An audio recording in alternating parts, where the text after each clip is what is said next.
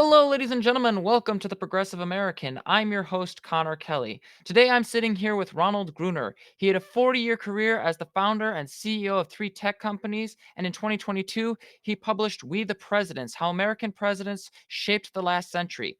Today, we're going over his new book, COVID Wars: America's Struggle over Public Health and Personal Freedom. Thank you very much for joining me, Mr. Gruner. Colin, thank you for the invitation, and I'm looking forward to the conversation. Absolutely. And this is an especially pertinent topic just because it's been so influential not only on the lives and health and safety of the American people over the last several years, but also in how it shaped our political environment. And I was wondering, just to get to the basics, what were some of the considerations that went into your initial creation of this book, what you wanted to get out of it, and really how it's been received thus far? Well, those are excellent questions. First of all, I have to say, uh, it took me a while to decide to write this book because, like many Americans, probably most Americans, after the COVID pandemic, I was ready to move on, and I wanted to focus on other things. I had written "We the Presidents" three years ago, and I was looking for the next project.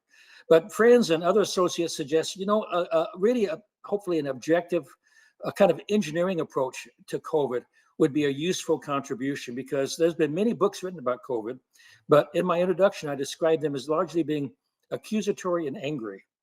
And so I tried to write a book, hopefully that was objective and ideally thoughtful. And I came at it from the perspective, from two perspectives. One is a business person where, really dealing with facts and objectivity is important to survive. And secondly, complementing that as an engineer, I consider myself an engineer more than any other thing. And one of the mantras we have in engineering is data drives out speculation. So whenever I discussed a topic, I tried my best to back it up with verifiable data. And that's kind of where I came from. And that kind of leads into the first part I wanted to get into, which is the reliability of data and the trust that has to be imprinted in that. Because a lot of times when we talk about COVID, there's an unfortunate reality of conspiracy theories, back and forth partisanship, and an unwillingness to engage with just the core facts on the ground as they happened, and then also looking back with information that we previously didn't have at the time. But when you were going through a lot of this data, what were some of the considerations that went into making sure that that information was not only available to you, but also presented in a way that didn't necessarily provoke some of those complications and really helped people to understand the severity of what happened?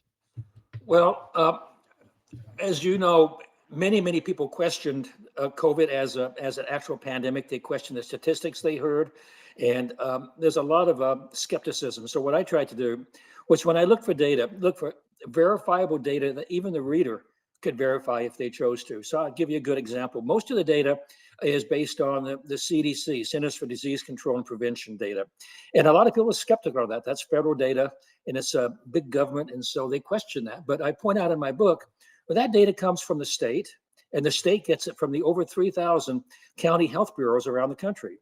And those county health bureaus are very open. And I tested that myself I tested about a dozen. And what I did was I looked at CDC data for a particular county. For example, I live in Collier County in Florida, and that's obviously the first one I looked at.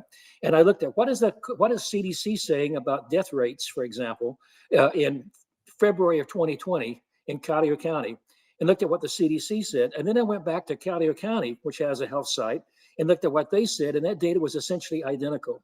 And I did that for 12 other counties, about a third in Florida, about a what, 10 or 15% in Texas, Massachusetts, and other areas. And in every case, I found that data to be reliable. The other thing I did was for every state and for 20 countries, I put together about 20 key statistics, everything from traditional health levels of obesity, education level, income, and then how they responded to COVID in terms of vaccination and death rates. And that's all part of the appendices with detailed data the reader, if they choose to, can research. Because I knew people would be skeptical, and that's the approach I took. Yeah, and just to give a bit of background of how I experienced COVID, I was a senior in college at the time, writing as an opinion journalist for the paper at the time that I'm pretty sure is now defunct, the Lorien. And one of the things that I found really frustrating was not only were we dealing with data constantly changing, but because people felt like they weren't in control, and many people didn't know where to look. So it's a nice thing to be able to see not only is there a level of transparency with how you approach this, and I was very impressed by that, because a lot of the conversation has been very accusatory and partisan, but also conspiratorial, but it also just lacked a lot of transparency about how people approached it. But the other side of this, and this is where I kind of wanted to get into the trauma side of things. I know I've mentioned conspiracy theories and things like that, and I think it kind of plays into this looking back, this hostility to looking back, or an unwillingness to look at the severity of what happened, and really not considering that this kind of thing could happen again. A lot of people don't want to engage with the topic, and you made that point earlier. How do we take works like yours and really the overarching history surrounding COVID, and get people to realize, hey, this is not only a concern from our past, but could be a concern in our future? Well, I think, to be frank with you, I think it may take a bit more time than we've had already. We've had 5 years since the beginning of the pandemic, and having spent almost 3 years to date on this project, like you point out, there's a tremendous amount of emotion still associated with COVID and anger, and it's going to take some time for all that to wash away. And I acknowledge that in my introduction, saying I'm writing this book, COVID Wars, as much for my children and grandchildren as anybody, because I think a lot of people today have formed their opinions. It's going to be difficult to change that. But we have to learn from this, because we lost, to date, we've lost in the United States alone 1.2 million people to COVID. And hundreds of thousands more to COVID-related illnesses, and we're just beginning to grapple with long COVID. So we do have to learn from this, but I have to be frank, I think it's going to take a little bit more time than we'd like for people to really absorb it and look at it Yeah, objectively. and I think the other side of this is this feeling of a lack of control. I know I mentioned it earlier in the question earlier, but I think the thing that struck me was, we as human beings, we as a society like to think we are the authors of our own story. And when something comes along like a disease or something completely out of our control, it sometimes feels like sometimes feels like that people just reject that it is real, or they downplay the severity of it in order to feel more in control of how they respond to these kinds of disasters. But the other side of this, and I think it was something that's concerned me both in my career in political science and also just in activism in general, is apathy. So for context, when I was in college with that same paper, I wrote a piece called Price of Apathy, where I basically warned, using the 1918 pandemic as an example, that we have been here before. There have been diseases like this before, and without proper precautions, uh, people will die. And I was wondering, when you were approaching this subject, what consideration did you put into apathy, the way in which politicians were seemingly apathetic or dismissive, or the public was apathetic to the rising concern of COVID? Well, I think if if you talk to people in 2019, December of 2019, before COVID came on the horizon, if you asked people, for example, about the 1918 Spanish flu, I doubt if 3 out of 10 could really tell you what that was all about, because that was 100 years ago. And so I think part of the apathy we had about a pandemic that could kill 1 million people was we had never experienced it in living memory, and most people had never read about it or understood it. And so that led to that apathy. But the best example I can give that's more current goes back to George W. Bush, who in the summer of 2005 read a book written by John Barry called The Forgotten Influenza Pandemic, or something very close to that as the title. And that was a book about the 1918 Spanish flu. And that made a profound impression on President Bush, because he had just gone through a few years before the September 11 terrorist attacks, in which 3,000 Americans were killed. But he realized, reading John Barry's book, that over 1 million people could easily die in the pandemic. So he basically was able to persuade Congress to allocate $6 billion for supplies for a future pandemic. That would be masks, personal protection equipment, vaccines, the works. But we used all of that up treating other illnesses such as SARS and MER and Ebola virus in Africa. And by 2014, 2015, the shelf was empty. And when Obama went to Congress to get more money, Congress, to use your term, was apathetic. They said, well, we've heard about pandemics for years. They've never happened. We've got higher priorities, and they did not allocate additional funds. So when 2020 happened, we did not have the supplies we needed. And that's probably the best case of apathy I can discuss or mention. in the last 20 And the years. thing that disturbs me, because I was gonna bring that up earlier, but I think, like, the thing that disturbs me when I was reading through that section and hearing about that is there is an example, and you brought it up earlier, of the government effectively responding to disease, to deadly diseases that could be devastating, for example, Ebola. It's really, really frustrating to me because even though Ebola wasn't, like, it didn't spread in the same way that COVID did or other, similar coronaviruses, it does kinda show that when the Obama administration responded, they did so with a preventative approach. They were proactive. And I'm wondering what role did the lack of a proactive approach, play in not only preventing us from being able to respond, but reinforcing this idea that the disease was not that big of a deal? Well, everybody took Ebola seriously. It was way off in Africa. Only two people in the United States died of that, fortunately. And we, the United States and the World Health Organization, did a good job of tamping it down in Africa.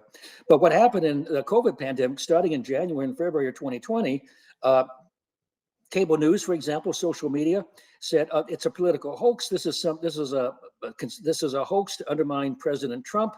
He had just been impeached the second time. He was, of course, not convicted.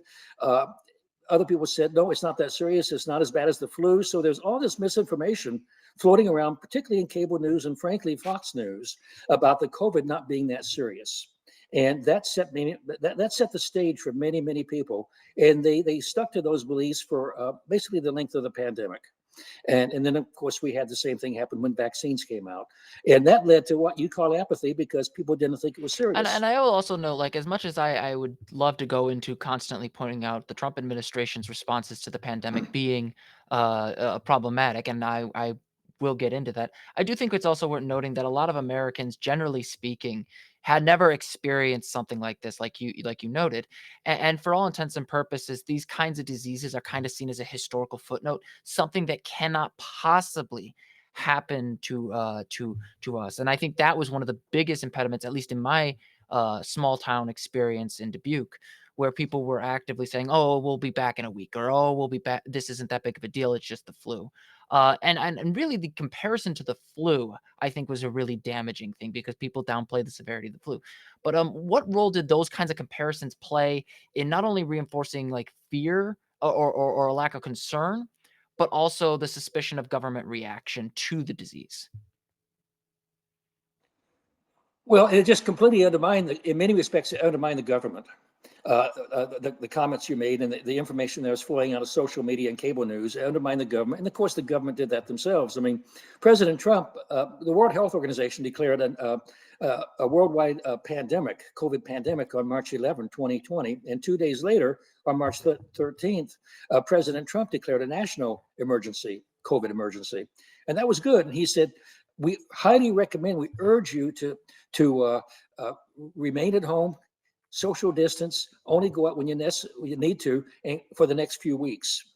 And that was because the hospitals were filling up. But then less than a month later, he was sending out tweets saying, liberate Michigan, liberate Minnesota, because he had his base, frankly, uh, protesting, staying at home in the lockdowns of businesses. I mean, I understand why they were anxious about that, but he wasn't consistent, unfortunately. But I give you an example of myself. I mean, during the pandemic, I mean, I had a lot of people that weren't taking it seriously, and I had a number of Facebook postings, which I have on my website now.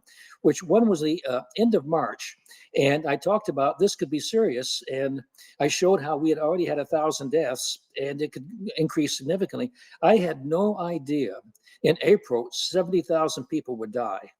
So in April alone, we went from 1,000 people. It was doubling every 3 or 4 days. And by the end of April, 70,000 Americans had died of COVID, which was just unbelievable at the time. So it caught us by surprise how quickly it happened. And then by the midsummer, it was, I forget the precise numbers, there was 150,000, 200,000 people. It just happened so quickly, people could not get their arms around it. And by the time it got to the point where the COVID deaths were undeniable, a lot of these opinions and beliefs had been solidified and people didn't want to move away from And them. I also think, like, for me, when I was writing about it initially, like, as a student, I really had a lot of trouble trying to explain the scope of what was happening because the data that I submitted and the information I submitted was outdated.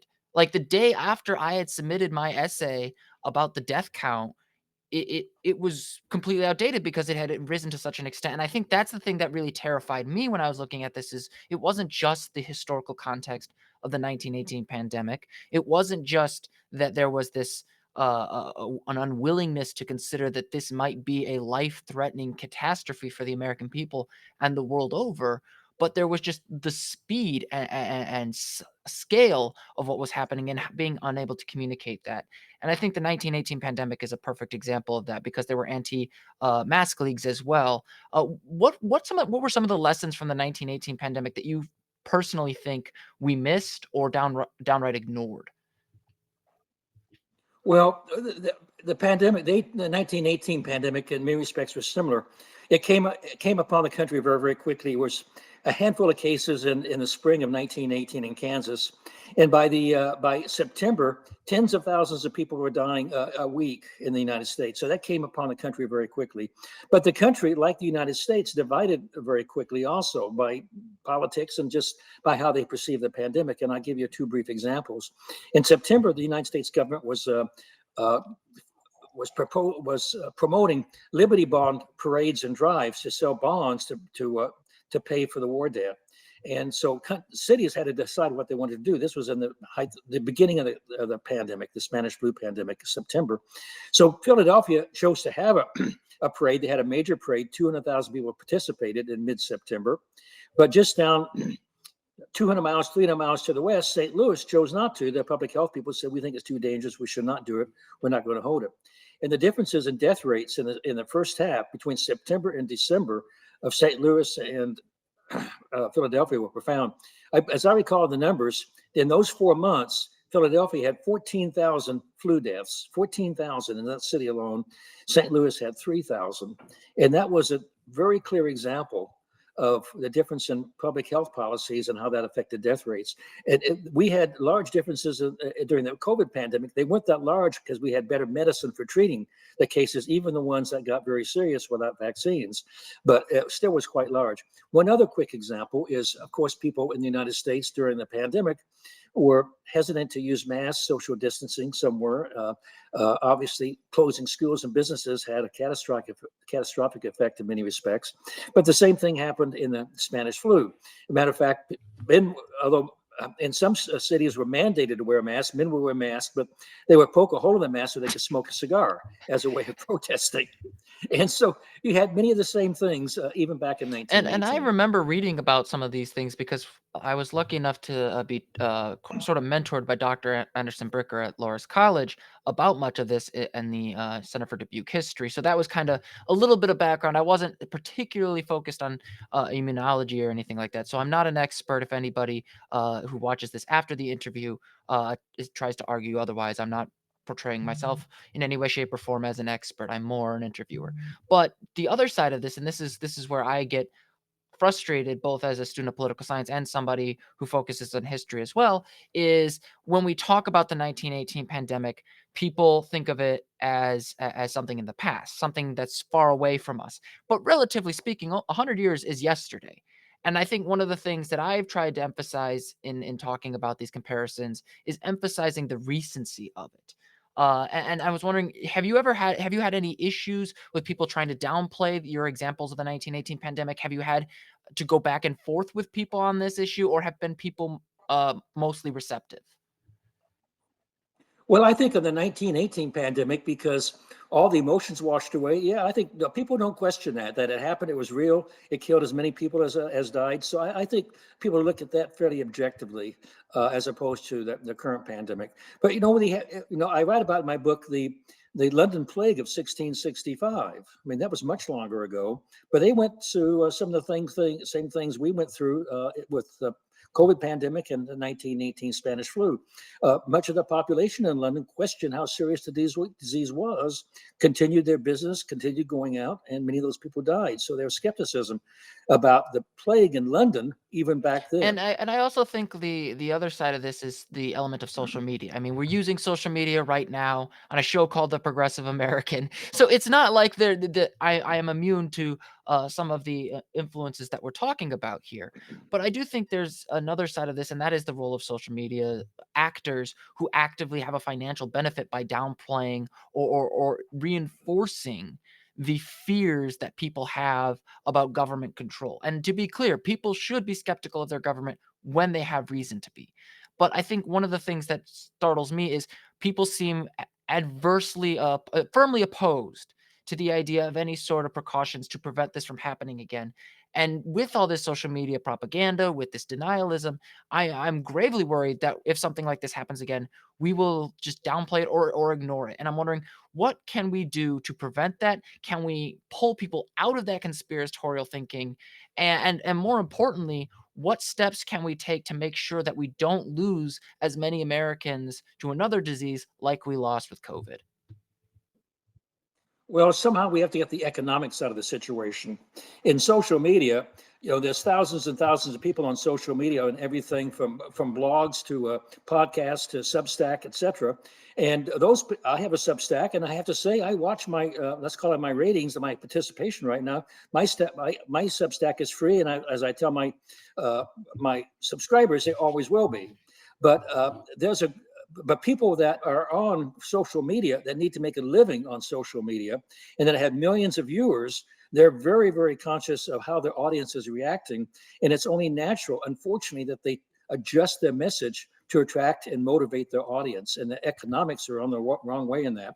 And that's why back 60 years ago, the three major networks, back when we only had three major networks, ABC, CBS, and NBC, they had their news as a separate division that was a money losing division. And the whole purpose of those divisions was to serve the public interest and provide ideally factual and objective news. Now, they were sometimes accused of being slightly liberal, for example, or slightly biased, but for the most part, they did their best to be objective in the delivery of news. But social media and cable news, it's all ratings based.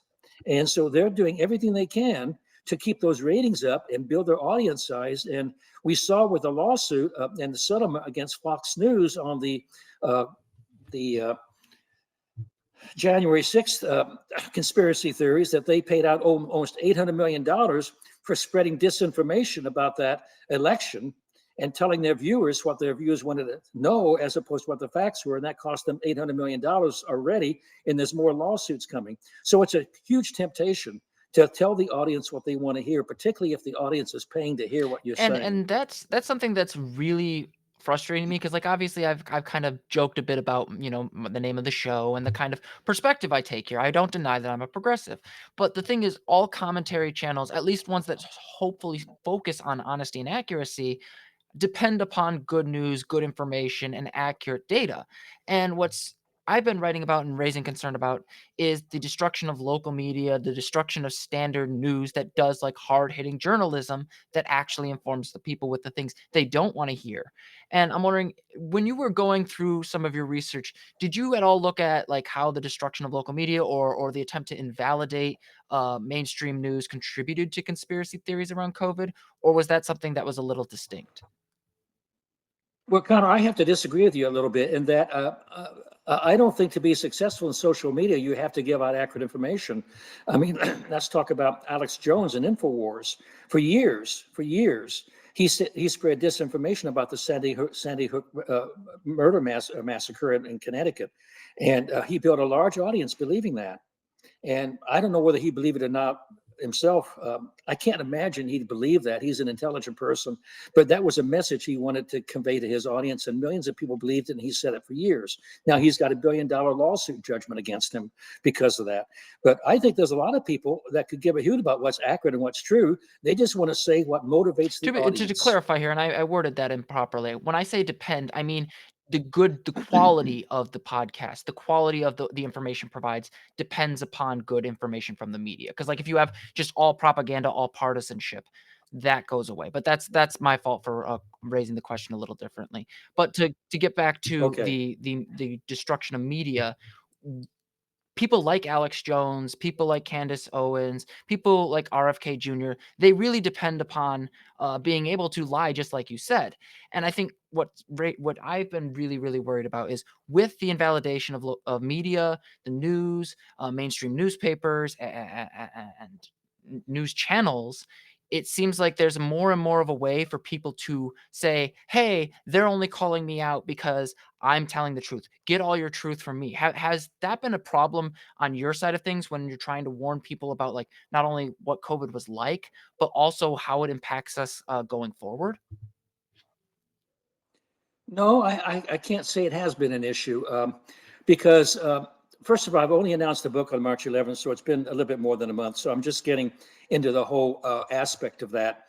But I try to present myself as an engineer and as a business person with backed up by data. And whenever that issue comes up, for example, if people question, well, I don't believe that many people died of COVID in Ohio, for example. And I say, well, here's the data. And you live in what county in Ohio? And they tell me, and I say, well, look it up on your public health bureau and see what they say. Now, if there's a conspiracy with 3,000 public health bureaus, I probably can't help you. But if you're willing to believe that, your local health bureau, you can walk down and see them in person. If they tell you that's the facts, then I think Yeah, you're correct. and that's where it fundamentally for me is some people are just so beholden to this idea that everything has to be a conspiracy that it becomes almost impossible to get some of those people. But to move back into some of the subjects and the origins of COVID, I wanted to get into specifically the origin of the pandemic with Wuhan and how a lot of the discussion surrounding Wuhan. Particularly some of the conspiracy theories around Dr. Fauci, and really just the claims of biological weapons attacks and things like that have really made it hard to actively talk about prevention. Could you go into some of the concerns that you raised during the book and how that's been really played out on social media and in the news in general? Well, that was an issue from the very, very beginning, starting in January 2020. And I would say in February, I'm trying to recall from the book now, roughly in February, Fox News, quite innocently, had a feature about Kuntz, who wrote a book about the development of a laboratory based coronavirus. This was back in like 1981. And the idea was that this coronavirus, and that wasn't a coronavirus, this virus had been developed at a laboratory in China by coincidence. This is in his novel, Kuntz's novel, was in Wuhan, China.